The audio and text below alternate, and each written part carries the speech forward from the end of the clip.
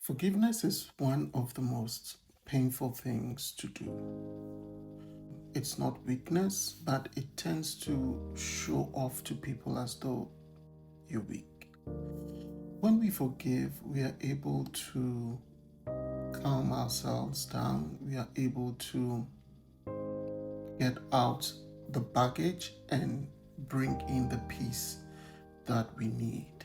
So forgiveness is very important. If you are not a forgiving person, I pray that the Lord touches you so that you can start forgiving, because the Bible says it's very good to forgive. If you're new to my content, my name is John April. I speak to people who are rebuilding their lives. My content is usually faith driven, purpose focused.